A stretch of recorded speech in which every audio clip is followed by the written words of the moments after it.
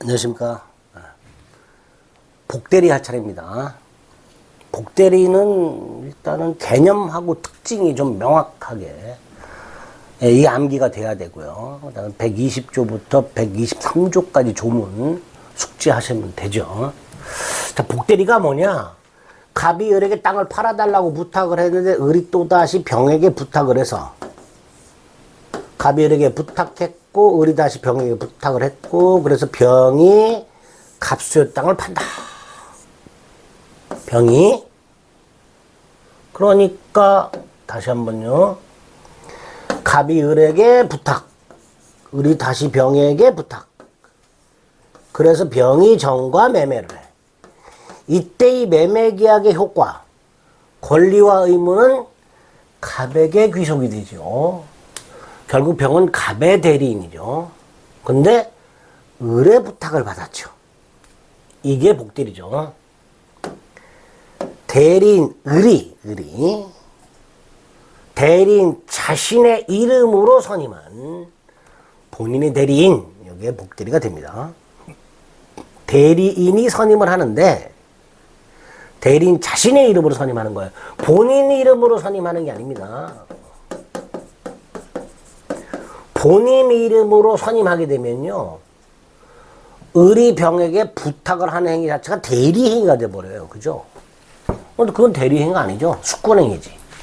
그러니까 을이 병한테 갑수의 땅을 팔아달라고 부탁하는 것은 을의 숙권행위지 을의 대리행위가 아니란 말이죠. 그러니까 본인 이름으로 해서는 안 되는 거죠. 자, 그래서 대리인 자신의 이름으로라는 건 이제 책임지겠다 이런 뜻입니다. 대리인이 내가 책임지겠다 이런 의미로 이해하시면 되겠습니다. 특징 봅니다. 대리인 이름으로 선임한다고 했어요. 즉 대리인이 복대리인을 선임하는 행위는 대리행위가 아니라는 거죠. 본인 이름으로 하면 대리행위가 되잖아요. 그런데 대리인 자신의 이름으로 한단 말이죠. 그래서 복대리인을 선임하는 행위는 대리인의 대리행위가 아니라 대리인의 숙권행위가 됩니다. 따라서 복대리권은 언제나 숙권행위를 통해서 발생하니까 복대리인은 언제나 임의대리인이 되겠죠. 두 번째, 아주 잘 나오죠. 대리인이 복대리인을 선임하더라도 대리인의 대리권은 그대로 존속합니다. 따라서 복대리권은 대리권의 범위 및 존재에 종속을 하게 됩니다. 자, 대리권의 범위에 종속한다라는 말은 복대리권의 범위는 대리권의 범위를 넘을 수가 없다. 대리권의 범위와 같거나 작아야 한다. 이런 뜻이고요. 존재에 종속한다라는 말은 대리권이 소멸하면 복대리권도 소멸한다. 라는 뜻입니다. 세 번째, 대리인은 복대리인을 선임하고 선임으로 끝나는 게 아니라 감독까지 합니다. 왜? 지가 책임지다 그랬으니까 잘하나 못하나 감독까지 해야 되겠죠. 그래서 복대리인은 대리인의 선임 및 감독권에 복종하게 되며 본인이 설령 뒤에 보면 복대리인을 지명하는 경우가 있어요. 본인이 복대리인을 지명하더라도 복대리인을 선임하고 감독하고 해임하는 권한은 다 대리인에게 있게 됩니다. 4번 복대리인은 대리인의 대리인이 아니라 본인의 대리인입니다. 따라서 복대리인이 대리행위를 할 때는 본인을 위한 것임을 표시해야 됩니다.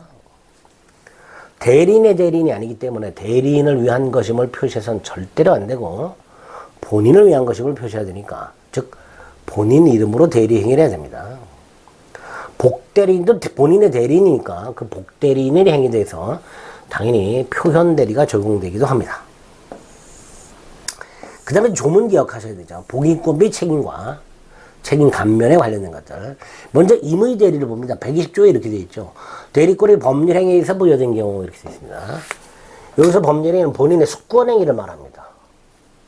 결국 대리권이 법률 행위에서 부여됐다라는 말은 임의 대리의 경우에는 이런 뜻이죠. 원칙적으로 복대리인을 선임하지 못합니다. 다만 본인의 승낙이 있거나 부득이한 사유가 있을 때 선임할 수 있습니다. 그래서 본인 승낙이 있거나 부득이한 사유가 있는 때가 아니면 선임하지 못한다 이렇게 되어 있죠. 이때의 본인의 승낙은 명시적 승낙일 수도 있고 묵시적 승낙일 수도 있죠. 특히 우리 대법원은요, 숙권행위 속에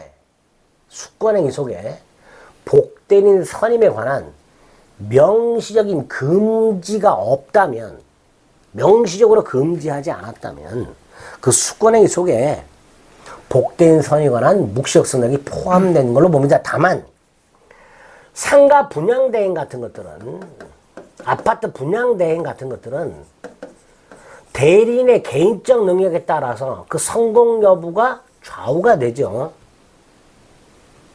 대리인의 개인적 능력에 따라 성공 여부가 좌우되는 행위, 또는 대리인 자신의 직접 처리가 필요한 행위, 대리인 자신의 직접 처리가 필요한 행위, 이 상가 분양 대행이라는 사무, 업무를 처리하는 주체가 누구냐가 아주 중요한 행위죠. 그죠? 다시 한번요. 상가 분양 대행 같은 것들은 대리인의 개인적 능력에 따라서 성공 여부가 좌우되기 때문에 대리인 자신의 직접 처리가 필요해요. 저 상가 분양 대행 업무 같은 것들을 처리하는 사람이 누구냐, 주체가 누구냐가 굉장히 중요한 행위들이에요. 이런 것들은 묵시적 승낙으로는 복대는 선임할 수가 없고 명시적 승낙이 있을 때만 선임할 수 있다 라고 판결하고 있기도 합니다. 자, 어쨌든 이렇게 본인 승낙이나 부득이한 사유가 있을 때만 선임할 수 있고요. 만약에 이렇게 본인 승낙이나 부득이한 사유가 있어서 복대를 선임했을 때 임의 대리인은 선임을 잘못하거나 감독을 잘못했을 때만 책임을 집니다. 이걸 선임 감독에 관한 책임 또는 선임 감독상 과실책임이라고 부릅니다. 마지막, 임의 대리인의 책임이 면제가 되는 경우가 있어요. 어떤 경우냐? 본인이 복대리를 지명한 경우. 본인 갑이 대리인한테 쟤를 선임해라라고 지명한 경우. 자, 본인은 지명을 했고 선임은 누가 하는 거예요? 대리인이 선임해야죠. 그래야 복대리지. 근데 그 본인이 지명한 자가 그 일을 하기에 부적절한 사람이거나 부적임 또는 불성실한 사람이었다. 근데 그 사실을 대리인이 알고 있고 그럼에도 본인에게 통지를 하지 않거나 해임을 게을리했다. 요때만 책임지고 그게 아니라면 임의 대리인은 책임을 지지 않습니다. 요건이 좀 까다롭죠. 요게 임의 대리인의 복인권 및 책임이고요. 법정 대리인 복인권 및 책임 간단하죠. 122조. 법정 대리인은 그 책임으로 복대리인을 선임할 수 있다라고 되어 있습니다. 별다른 제한이 없죠. 무제한 선임. 대신 책임도 무조건 책임. 무제한 무과실 책임을 집니다. 다만 법정 대리인도 부득이한 사유가 있어서 복대리를 선임하는 경우가 있을 수 있겠죠. 이럴 때는 전조 121조 1항에서 정한 책임. 그게 뭐죠? 이거죠. 선임 감독에 관한 책임. 요것만 지게 됩니다. 이렇게 임의대리 또는 임의대리 및 법정대리를 나눠가지고 그 복대리는 선임할 수 있는 권한, 즉 복임권과 어떤 책임을 지는가에 관한 요 조문들을 이렇게 잘 엮어가지고 기억을 해 두셔야 됩니다. 밑에 설명 나와 있죠. 임의대리는 복임권이 없는 것이 원칙이다. 두 번째, 부득이한 사유는 본인에게 발생한 사유일 수도 있고 대리인에게 발생한 사유일 수도 있다. 승낙은 명시묵시를 불문한다. 다만 판례, 대리의 목적인 법률행위, 상가분양 대행 업무 같은 이런 것들은 대리인 자신에 의한 처리가 필요한 경우잖아요. 그죠? 그게 아니라면 금지를 명확하게 하지 않는 한 복대리인 선임에 관해서 묵시적 승낙이 있는 걸로 보는 거죠. 이게 원칙이 되는 거죠. 수권행위 속에 복대리인 선임에 관한 묵시적 승낙이 들어있는 걸 보는 거예요. 그런데 오피스텔, 상가, 아파트 분양 대행 업무는 그 성질상 분양을 위임받은 대리인의 능력에 따라서 사업 성공 여부가 결정되죠. 즉, 이 분양 대행 업무라는 그 업무를 처리하는 사람이 누구냐가 중요한 경우예요. 그죠? 중요하지 아니한 경우에 해당한다고 보기 어렵다고 됐으니까 사무처리 주체가 누구냐가 중요한 경우에 해당한다가 되는 거예요. 이럴 때는 명시적 승낙이 없이는 복대리는 선임할 수가 없다. 이렇게 되겠죠. 법정 대리는 무제한 복인권과 무과실 책임을 지되 부득이한 사유가 있을 때 선임 감독에 관한 책임을 지게 됩니다. 조심해야 될 게 5번이죠. 법정 대리인은 책임이 감경되는 경우가 부득이한 사유로 선임한 경우입니다. 본인 승낙으로 선임한 경우 이때는 책임 감경 사유가 아닙니다. 조심하세요. 복대리인의 지위. 복대리인은 누구의 대리인이에요? 본인의 대리인이라 그랬으니까 복대리인이 대리인을 할 때 본인을 위한 것임을 표시해야 되죠. 또 복대리인은 제3자는 크게 신경 쓰지 마시고 상대방을 말하는데 신경 쓰지 마시고 본인에게 대리인과 똑같은 권리 의무가 있다라고 되어 있습니다. 예를 들어서 각과 을 사이에 수수료 계약이 있더라. 이때 복대리인 선임한 경우 설령 복대리인과 본인 사이에 별도로 계약을 한 적이 없다 하더라도 마치 계약을 한 것처럼 보고 복대리인도 대리인과 똑같은 권리와 의무를 가진다 라고 해석을 하게 됩니다. 그게 123조 2항이 됩니다. 권한의 범위는 아까 말씀드렸죠. 복대리권은 대리인의 대리권과 같거나 작아야 한다 그랬어요. 특히 작은 경우에 이게 대리권의 범위고요. 이게 복대리권의 범위야. 근데 복대리인이 대리인의 대리권의 범위를 넘진 않았으나 자신의 대리권의 범위를 넘은 경우 이것도 무권대리가 됩니다. 대리인의 대리권의 범위를 넘진 않았으나 자신의 대리권의 범위를 넘은 경우도 무권대리로 처리한다는 거. 123조 1항 2항 기억하시고 복대리인의 행위에 대해서도 표현대리가 적용될 수 있다고 그랬죠. 대표적인 판례가 대리인이 대리권을 소멸했어요. 근데 대리인이 대리권이 소멸된 상태에서 복대리인을 선임합니다. 그리고 그 복대리인이 대리행위를 해버렸어요. 무권대리죠. 무권대리인데 129조가 대리권 소멸 후의 표현들입니다. 여기에 성립할 수도 있다. 이렇게 보게 되죠.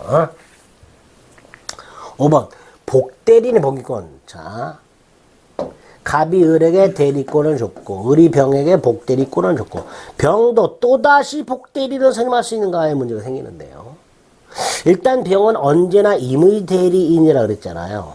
그러니까 임의 대리와 마찬가지로 복인권이 있다라고 하면 될 것이고요. 여기서 임의 대리와 마찬가지로 복인권이 있다라는 말은 구체적으로 복대리는 원칙적으로 또 다른 복대리를 선임할 수가 없다. 다만 본인 승낙이나 부득이한 사유가 있을 때 이때는 복대리인도 또 다른 복대리인을 선임할 수 있다. 뭐 이렇게 해석을 할 수 있겠죠. 마지막 복대리권의 소멸. 대리인의 대리권이 소멸함으로써 반가로 1번은 대리권 소멸, 복대리권 소멸이죠. 그죠? 본사, 대리권 소멸, 복대리권 소멸. 복대리인의 사망 성년 후견의 개시. 파산, 복대리권만 소멸. 대리인의 수권행위 철회. 그럼 복대리권 소멸. 3번 대리권이 소멸하면 복대리권도 당연히 소멸한다 그랬죠. 이런 것들이 복대리권 소멸 사유다. 이렇게.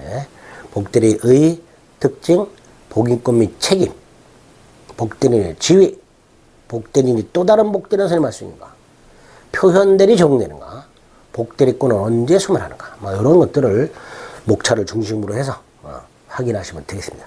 반드시 맞춰주셔야 됩니다. 복대리권 문제가 나오면 반드시 맞춰주셔야 됩니다. 아시겠죠? 자, 이제 대리권 무권대리 하나 남았습니다. 시간을 좀 달리해서 보겠습니다.